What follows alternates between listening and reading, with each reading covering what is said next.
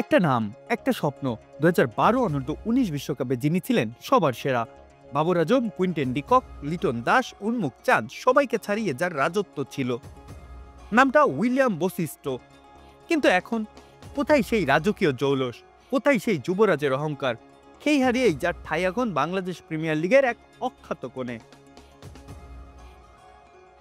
সে ছিল এক রূপকথা। ৬ ম্যাচে ২৭৬ রান, গড় ২৭৬। ব্র্যাডম্যানেরও নিশ্চিত বিস্মিত হওয়ার কথা।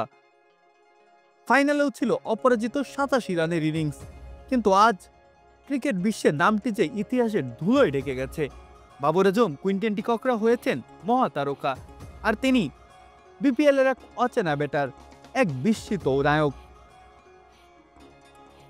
হয়তো অনেকেই তাকে চেনেন না, কেউ কেউ হয়তো ভুলেই গিয়েছিলেন, কিন্তু খুলনা টাইগার্সের হয়ে তার পারফরমেন্স বলছে ক্রিকেটটা এখনো ছাড়েননি তিনি, ক্রিকেটও তাকে এখনো ছাড়তে পারেনি। চলতি বিপিএল এ গড় এখনো ৮০-র উপরে, কিন্তু এই গড়ের কোনো মূল্য আছে কি যদি না তা আন্তর্জাতিক ক্রিকেটে আলোয় ছড়াতে না পারে? এখন তিনি শুধু ক্রিকেটার নন, একজন ফাইন্যান্সিয়াল অ্যাডভাইজারও। ম্যাচের মাঝে ক্লায়েন্টদের দেখভালও করেন। ভাবতে পারেন একটা সময় যিনি ছিলেন অস্ট্রেলিয়ার ভবিষ্যৎ, তিনি এখন দুই জগতের মধ্যে ভারসাম্য রাখাতেই ব্যস্ত। ইমরুল কায়েসি এনে দিয়েছেন তার নতুন জীবন। অস্ট্রেলিয়ায় গিয়ে মিশেল মার্সের কাছে শুনেছিলেন বশিষ্ঠের গল্প, তারপর একসঙ্গে খেলে মুগ্ধ হলেন, আর খুলনা টাইগার্সে এনে দিলেন নতুন পরিচয়, নতুন স্বপ্ন।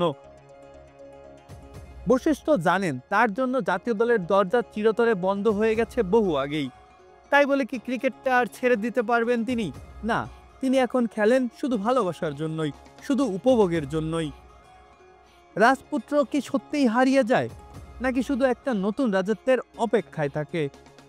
মাহফুজ আহমেদ, খেলা ৭১।